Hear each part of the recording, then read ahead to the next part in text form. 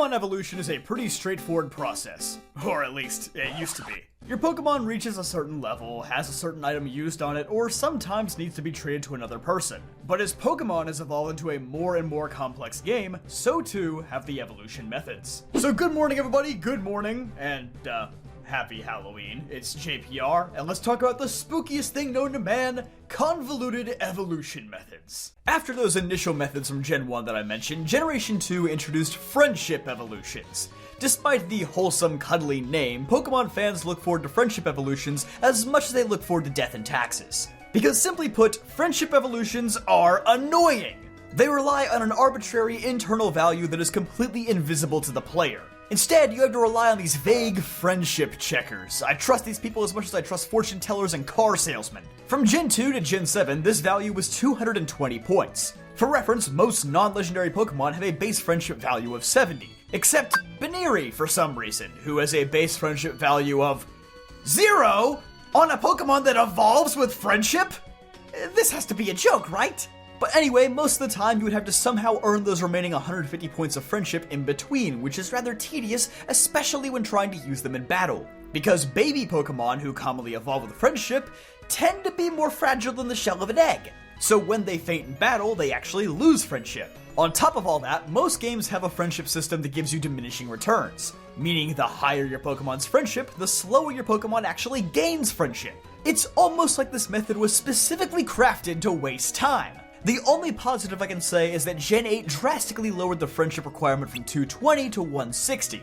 But they also lowered most Pokemon's base friendship from 70 to 50, so it's a 110 point grind to get there. But that wasn't the only method Gen 2 introduced, because we also got time of day evolutions. In a vacuum, these aren't so bad, and Espeon and Umbreon are both good representations of day and night Pokemon, so I don't hate this method in a vacuum. The problem is, these aren't just time-based evolutions, they're time-based and friendship-based. And this is where we start unlocking some issues with Pokemon evolution methods. Game Freak has a tendency to take evolution methods that already exist and combine them with new methods. For instance, trade evolutions. Trade evolutions are already not the most user-friendly.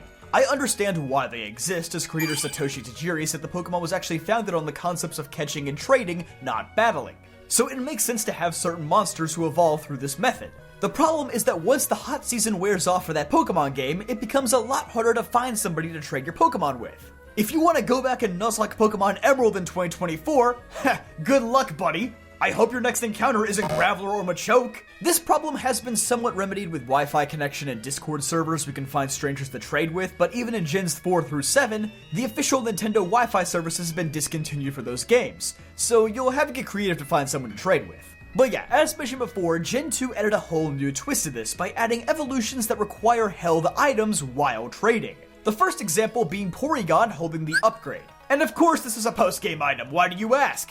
Did you expect to be able to get a Johto Pokemon in Johto? Of course not! But the main reason for this is to keep the Pokemon canon somewhat consistent. You could trade Porygon in Gen 1, but it wouldn't evolve. So to explain why it suddenly can evolve by trading in Gen 2, they had to tack a new item onto it. Or they could have just made the upgrade function like a stone, where you just use it on Porygon. That would have avoided a lot of headaches. Gen 3 thankfully only had a few unique evolution methods introduced, and most of them were also pretty creative. Except Clamperl evolving while holding a Deep Sea Tooth or Deep Sea Scale, that one sucked. Shedinja appearing in your party when you have an open slot and Nincada evolves into Ninjask is pretty neat, since it's meant to be Nincada's discarded skin. Gross, but fitting. And Feebas evolves into Milotic when its beauty stat reaches 170. Okay, I don't like the internal value number again, it's a bit much like friendship, but I do like how it ties into the contest and Pokéblock features and serves as sort of an ugly duckling type of story. I almost wish Ducklet evolved in the same way if contests had stuck around in Gen 5. So after a relatively tame generation of evolution methods, Game Freak heard our collective sighs of relief and decided to go absolutely insane in Gen 4. Almost every new cross-gen evolution introduced here has the stupidest evolution method. A lot of them are like Porygon, trade an Electabuzz holding an Electorizer, trade Dusclops holding a Reaper Cloth, trade Porygon a second time holding a Dubious Disc. I think my main issue is that all of these new items only evolve a single Pokemon, so it kinda feels like unnecessary clutter. At least the Metal Coat in Gen 2 evolved 2 different Pokemon. Even Pokemon Go said to heck with this, we're just introducing a single item called the Sinnoh Stone that evolves all cross-gen evolutions introduced in Gen 4. And hey, speaking of stones, Gen 4 was the first generation to introduce a new evolution stone since Gen 2. And, well, results vary. The Shiny Stone and Dusk Stone each only evolved 2 pairs of Pokemon when they were introduced, but they at least added Minccino, Floette, Lampent, and Doublade later on to make these items more valuable. But the last stone is rather perplexing. The Dawn Stone only evolves male Kirlia and female Snorunt, and no new evolutions were ever tied to this item. Why? What was the point of making this? Why couldn't they have just made them evolve with the Shiny Stone? The terminology is already close enough to be confusing. But Gen 4 didn't stop there, as they also introduced location-based evolutions. Because they wanted to introduce a new Grass-type evolution, but again, didn't want to break the canon by just having it evolve with the Leaf Stone, because why couldn't it do that in Gens 1 through 3? We're gonna have riots in the streets! So now you have to take Eevee to specific locations with the Mossy Rock and Icy Rock to have it evolve into these new evolutions. Same goes for Magneton and Nosepass, who now require a strong electrical or magnetic field to evolve. Although, this definition seems pretty loose because they can't evolve the Kanto Power Plant in Heart Gold and Soul Silver. It doesn't seem like this was thought through very well. Thankfully, location-based evolutions were phased out starting in Sword and Shield. This gen also gave us Pokemon that evolved by learning a specific move. Now, your Piloswine could evolve into Mamoswine by learning Ancient Power, a move it couldn't learn before. Oh wait, except it definitely could if you bred one in Gen 3 with a Kecleon as the father. Haha, this canon stuff is on thin ice now. And as I mentioned before, Gen 4 pushed compound evolution methods even further. Most notably through Gligar and Sneasel, who both need to evolve at night, but while holding their respective evolution items as well. We also got Happiny, who evolves during the day while holding the Oval Stone. Not to be confused with every other type of stone which isn't meant to be held. Why did this one have to be different? Prior to Gen 8, the game even gave you a use option when you select this item in the bag, even though it isn't a usable item. Are they trying to mislead people? Gen 5 only introduced one new evolution method, that being a Pokemon being traded for a specific Pokemon, with the only case being Shelmet and Carablast. This one I'm more willing to forgive because it's only used one time and it lets both these Pokemon evolve in creative, unforeseen ways. Now, if this started a trend where you have to specifically trade a Spritzee for a Swirlix to get them both to evolve, then I would have been a little more peeved by this. But as a standalone method, it's fine. I think I would have preferred the Mantike and Remoraid method where they can evolve as long as the other one is in the party, but whatever, it's not keeping me awake at night. But you know what is keeping me up at night? You not being subscribed to this channel. Most of my viewers aren't actually, and we're getting really close to 250,000 subscribers, so I'd really appreciate it if you did. It's free, but Gen 6 probably gave us one of my most loathed evolution methods of all time, Eevee evolving into Sylveon. Does anybody remember the good old days where evolutions just evolved with stones? Well, now it evolves when you've played with an Eevee enough in Pokemon and Me to earn 2 Hearts of Affection, and it levels up while knowing a Fairy-type move. Yes. There are 3 separate conditions needed to evolve this one Pokemon. Affection, a Fairy-type move, and leveling up. You may as well tell me to evolve it while holding my 3DS upside down when it's raining. Oh, you gotta be kidding me. Starting in Gen 8 with Affection being retired and replaced with regular Friendship, it's created the unintended effect where a Sylveon evolution can override an evolution into Umbreon or Espeon. So you better double check your Eevee's move slots to make sure you didn't accidentally leave a fairy move in there. Gen 6 did somewhat bring back the Mantike and Remoraid method with Pancham though. Instead of just having a specific Pokemon trigger its evolution though, Pancham just needs to reach level 32 while having any dark type present in the party. This one I also enjoy because with Pangoro being inspired by Japanese delinquent leaders, it seems to suggest that the dark type in your party led Pantram astray. It's simple, but I enjoy the storytelling. I'll give this one a pass. Thankfully, Gen 7 was also pretty light on new evolution methods. Yes, it gave us 2 new area-based evolutions in Crabrawler and Charjabug, and make no mistake, these 2 were pretty awful, at least in Sun and Moon. Charjabug couldn't be evolved until Vast Pony Canyon, which is basically that game's equivalent of Victory Road, and Crabrawler couldn't be evolved until actual Victory Road. Bear in mind, these are both First Island Pokemon! At the very least, Ultra Sun and Ultra Moon fixed them by allowing you to evolve Charjabug alongside Magneton and Nosepass at the much earlier location of Blush Mountain.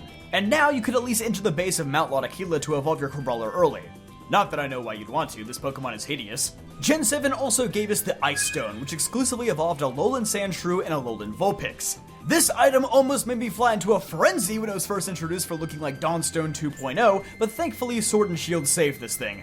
And it's not the only thing those games saved. As lauded as Sword and Shield are by the general fanbase, they at least finally streamlined a lot of Pokemon's more annoying features, including some evolution methods. As mentioned earlier, these were the games to finally do away with the inconsistently treated location-based evolutions. Magneton, Nosepass, and Chargebug finally all evolve with Thunderstone now. Eevee can now use both the Ice Stone and Leaf Stone instead of the location-based rocks. And this generation seemed to mostly do away with Pokemon needing to hold an item and fulfill some other requirement, like leveling up or being traded to evolve. Instead, Pokemon like Applin, Sinistea, or Galarian Slowpoke now evolve when their evolution items are simply used on them, similar to regular evolution stones.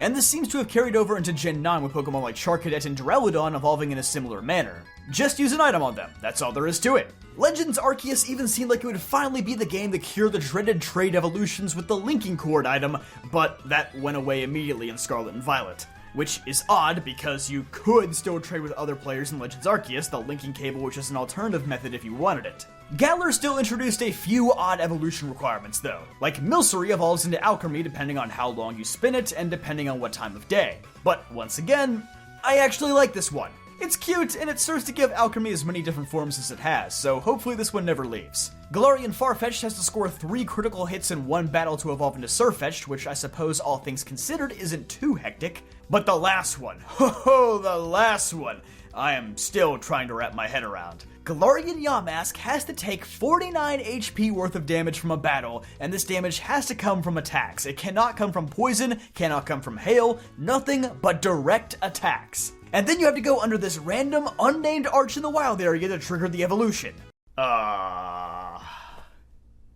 What? Yes, in the generation that largely erased location-based evolutions, we got perhaps the most random one of all introduced. Make it make sense! Speaking of things that need to make sense, it's time to talk about Hisuian evolutions. Just like the Sinnoh of modern day, Hisui's evolution methods are absolute doozies. Like, ones that you're definitely not figuring out without a guide. But what's even odder is the inconsistency in how these Hisuian Pokemon were carried over into Scarlet and Violet. At first, you would think that these Pokemon just went extinct and you can't obtain them anymore. Except, you can! In the DLC, White Striped Basculin is very much alive and thriving in Kitakami and can evolve into Basculegion through its very convoluted evolution method, where it needs to take 294 points of recoil damage without fainting. Apparently it's because 294 can be read as hatred with a little bit of Japanese wordplay. Next on our list is Cleavor, who is likewise very confusing. Cleavor is very clearly not extinct in Scarlet and Violet, and it spawns around a chunk of black augurite found in the terrarium. The problem is, the black augurite is no longer an obtainable item in Scarlet and Violet, so Scyther itself is no longer able to evolve into Cleavor. Why?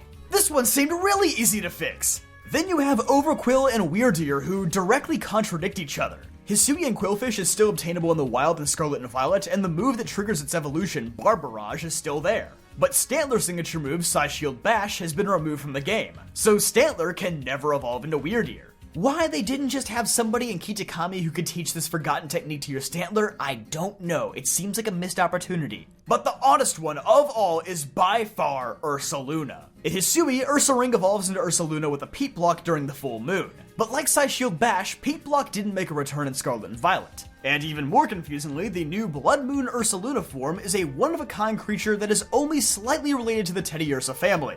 You can breed Blood Moon Ursaluna to produce Teddiursa eggs, but there is no possible way to make Ursaring evolve into Ursaluna, Blood Moon, or regular. With Hisui out of the way, we finally reach Paldea, which thankfully, like Galar, was mostly straightforward in its evolution methods. Most of the new cross-gen evolutions have the simplest evolution methods possible. They just evolve after learning their new signature moves, those being Rage Fist for Primeape, Hyper Drill for Dunsparce, and Twin Beam for Girafarig. I much prefer this to Galar's regional evolutions because it actually future-proofs them. Though one odd exception to this rule is King Gambit, who evolves when you defeat 5 Bisharp holding a leader's crest. Or more simply, 5 Bisharp who lead a group of Pawniard, keeping with the chess motif in this evolution line. This is also probably why King Gambit has lower speed than Bisharp does, since the King chess piece has more limited movement than the Bishop, which is just one of those cool Pokemon details that I absolutely love. Palmo, Rellor, and Bramblin, Pokemon that all have an emphasis on their movement, all require you to walk 1,000 steps with them in the new Let's Go feature to evolve in Gen 9. And maybe the oddest of them all, Palafin, evolves by hitting at least level 38 while in a Union Circle, probably because it feels the need to help the other people that you're playing with. Okay, that's it, right? No more weird evolution methods, we covered most of them. Oh, go away, Goldango. Everybody knows about you. Well, actually, if you were paying attention, there are a few outliers that I skipped over. Pokemon whose evolution methods are so out there that they warrant their own section here at the end of the video. The first is Tyrogue, a Pokemon who evolves into Hitmonlee or Hitmonchan depending on whether its attack or defense is higher, and Hitmontop if those stats are even. So basically, this evolution entirely depends on hidden values like EVs and IVs that influence your Pokemon's stats. It's surprisingly complicated for a Pokemon introduced in Gen 2, and I'm a little shocked that they never even attempted to change it. In a similar vein is Wurmple, whose evolution is basically determined based on sheer randomness, as it's determined by personality value, another mechanic that is completely invisible to the player. Cosmoem, the legendary Pokemon who can evolve into either Solgaleo or Lunala depending on whether it's from Pokemon Sun or Pokemon Moon, oddly enough, continues to have version-specific evolutions in Gen 8 and Gen 9. If you have Sword and Scarlet, it becomes Solgaleo, and in Shield and Violet, it becomes Lunala. You know, instead of just doing the logical thing and making it a time of day evolution. And lastly, we have Meltan, a Pokemon who can't even evolve in any core series game. If you want Melmetal, you better be prepared to whip out Pokemon Go and gather a staggering 400 Meltan candies. If you transfer your Meltan to the core series games already, oh well, it's stuck that way. Why they didn't just make Meltan evolve with Duraludon's Metal Alloy, I'll never know. And with that, you can see how the straightforward process of Pokemon evolution has been made convoluted beyond belief. Some of them, again, are creative and appreciated, like Pancham and Milcery, but others are just headache-inducing for no real reason. And on that note, I'm taking some ibuprofen and a fat nap. And while I do that, I would really appreciate if you left a like on this video if you enjoyed, subscribe for more videos just like this one, and I'll see you guys next time.